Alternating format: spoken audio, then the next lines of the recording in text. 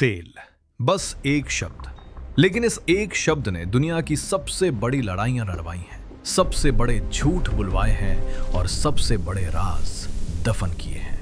मार्च 2026 दुनिया के नक्शे पर एक नई आग भड़क रही थी। ईरान और इजराइल के बीच तनाव इस बार सिर्फ हेडलाइंस तक सीमित नहीं था, ये हॉर्मुज की खाड़ी तक पहुंच चुका था। वो संकरी जलधारा जिसके ऊपर से दुनिया का हर 5वां तेल का टैंकर गुजरता है। और उस रात दिल्ली के साउथ ब्लॉक में एक बंद कमरे में कुछ ऐसा तय हुआ जो अगले कई महीनों तक हर भारतीय की जेब, उसके घर, उसके कारोबार को हिलाने वाला था। लेकिन उस वक्त किसी को पता नहीं था। पहले थोड़ा पीछे जाते हैं। भारत, दुनिया का तीसरा सबसे बड़ा तेल आयातक, हर दिन करीब 50 लाख बैरल कच्चा तेल बाहर से मंगाता है। इसमें से लगभग 17% अकेले ईरान से आता था या ईरान के जरिए रूट होकर। अब जरा सोचिए, अगर वो रास्ता बंद हो जाए एक झटके में तो क्या होगा? पेट्रोल पंपों पर लंबी लाइनें, डीजल की किल्लत, फैक्ट्रियां बंद, ट्रक रुके और सब्जी से लेकर मेडिसिन तक सब महंगा। ये कोई काल्पनिक परिदृश्य नहीं है, ये 1973 में हो चुका है, 1979 में हो चुका है और 2026 की शुरुआत में एक बार फिर इतिहास अपने आप को दोहरा रहा था। जनवरी 2026 इजराइल ने ईरान के एक न्यूक्लियर फैसिलिटी पर टारगेटेड स्ट्राइक की। तेहरान ने जवाब दिया, हॉर्मुज स्ट्रेट में अपनी नेवल प्रेजेंस बढ़ाकर। उसने एक चेतावनी दी जो दुनिया के तेल बाजारों ने सुनी और कांप गए। ब्रेंट क्रूड जो कुछ हफ्ते पहले $78 प्रति बैरल था, $96 पर जा पहुंचा सिर्फ 3 हफ्तों में। वॉशिंगटन ने अपने कैरियर ग्रुप्स हॉर्मुज के पास तैनात किए। रूस ने बयान दिया कि वो ईरान के साथ खड़ा है और चीन चुप रहा, जो खुद इस तेल का सबसे बड़ा खरीदार है।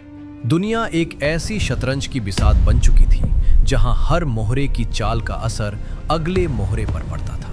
और इस बिसात के एक कोने में बैठा था भारत। दिल्ली को डिसीजन लेना था और वो डिसीजन आसान नहीं था। एक तरफ अमेरिका था जो चाहता था कि इंडिया ईरान से तेल खरीदना बंद करे, जैसा 2018 में हुआ था जब ट्रंप ने सैंक्शंस लगाए थे और इंडिया को झुकना पड़ा था। दूसरी तरफ थी इंडिया की अपनी जरूरत। ईरान से तेल सस्ता मिलता था, पाइपलाइन नहीं लेकिन सी रूट था। और रूस यूक्रेन वॉर के बाद से जिस तरह इंडिया ने रशियन ऑयल खरीदना शुरू किया था, उसी तरह ईरान से भी एक क्वाइट अंडरस्टैंडिंग थी। लेकिन अब वो समझौता दांव पर था। फरवरी 2026 की एक शाम पेट्रोलियम मिनिस्ट्री के एक सीनियर एडवाइजर ने पीएमओ को एक क्लासिफाइड ब्रीफ भेजी। उसमें लिखा था, अगर हॉर्मुज 15 दिन के लिए भी पार्शली ब्लॉक हो जाए तो इंडिया के स्ट्रेटेजिक पेट्रोलियम रिजर्व्स सिर्फ 9 दिन चलेंगे। 9 दिन, उतने दिन जितने में कोई ऑल्टरनेटिव सप्लाई अरेंज करना मुश्किल है, उतने दिन जिनमें मार्केट पैनिक हो सकता है, रुपया गिर सकता है, इन्फ्लेशन स्पाइक कर सकता है। वो ब्रीफ पीएमओ में किसने पढ़ी, ये आज भी कंफर्म्ड नहीं है। लेकिन उसके ठीक 2 हफ्ते बाद मार्च 2026 की शुरुआत में एक डिसीजन आया। एलपीजी सिलेंडर्स पर सब्सिडी में पार्शल कट, पेट्रोल प्राइसेस में ₹4.50 की बढ़ोतरी, डीजल ₹3.80 महंगा। सरकार की तरफ से एक्सप्लेनेशन था, इंटरनेशनल क्रूड प्राइसेस में उछाल के कारण एडजस्टमेंट जरूरी था। लेकिन जो नहीं बताया गया वो ये था कि ये सिर्फ मार्केट एडजस्टमेंट नहीं था, ये एक प्री एम्प्टिव मूव था। सरकार उस स्टॉर्म से पहले अपनी फाइनेंसेस स्टेबलाइज कर रही थी जो हॉर्मुज से आने वाला था। और फिर 23 मार्च को लोकसभा में प्रधानमंत्री मोदी ने खुलकर कहा, स्थिति वरीसम है, हॉर्मुज से आने वाली सप्लाई चुनौतीपूर्ण हो गई है। उन्होंने कोविड के दिनों की तरह एकजुट रहने और तैयार रहने की अपील की। लोगों ने इसे सुनकर सोशल मीडिया पर #लॉकडाउन अगेन ट्रेंड कर दिया।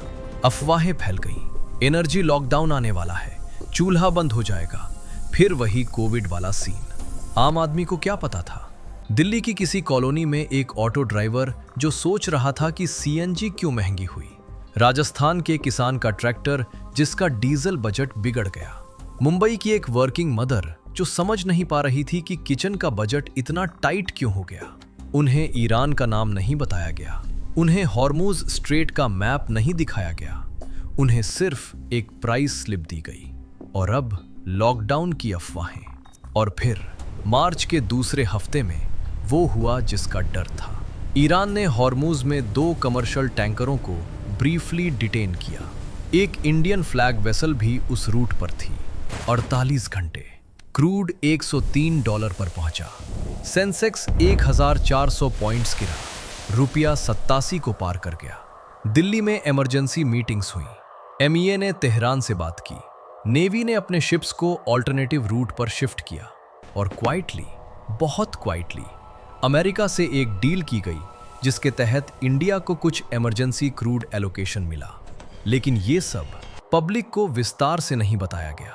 अब सवाल ये है, क्या वो प्राइस हाइक जो मार्च की शुरुआत में आई एक ईमानदार इकोनॉमिक डिसीजन था, या वो एक कंट्रोल्ड बर्न था जो इसलिए किया गया ताकि जब असली क्राइसिस आए तो फिस्कल बफर हो? और अगर सरकार को पहले से पता था तो क्या जनता को बताना उनकी जिम्मेदारी नहीं थी? क्या लॉकडाउन जैसी अफवाहों को रोकने के लिए ज्यादा पारदर्शिता दिखानी चाहिए थी? डेमोक्रेसीज में एक बुनियादी सवाल होता है, सरकार को कितना छुपाने का हक है अगर वो छुपाना नेशनल इंटरेस्ट में हो। 1973 में जब अरब नेशंस ने ऑयल एम्बार्गो लगाया था तो निक्सन एडमिनिस्ट्रेशन ने भी अमेरिकी जनता को वीक्स तक असली पिक्चर नहीं दी थी। 2022 में जब यूरोप को रशियन गैस कट हुई तो कई यूरोपीय गवर्नमेंट्स ने पहले अपने बफर्स भरे और बाद में जनता को बताया। ये कोई भारतीय अपवाद नहीं है, ये एक ग्लोबल पैटर्न है। लेकिन पैटर्न को समझना और उसे एक्सेप्ट कर लेना 2 अलग अलग बातें हैं। जब आपकी सीएनजी 8 रुपए महंगी होती है तो आपको बस यही बताया जाता है इंटरनेशनल प्राइसेस बढ़े हैं।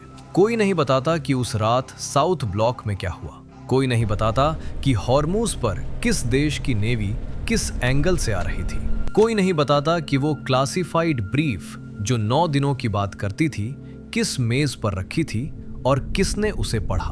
तेल सिर्फ एक फ्यूल नहीं है, ये आधुनिक दुनिया की सबसे पुरानी और सबसे जरूरी राजनीति है। और जब तक दुनिया इस राजनीति से मुक्त नहीं होती, हर बार जब मिडिल ईस्ट में कोई मिसाइल उड़ेगी उसकी गूंज आपके पेट्रोल पंप पर, आपके चूल्हे पर और अब लॉकडाउन की अफवाहों में सुनाई देगी। आप चाहें तो इसे कोइंसिडेंस मान सकते हैं या आप पूछ सकते हैं कि वो मिसाइल किसके फायदे में उड़ी है।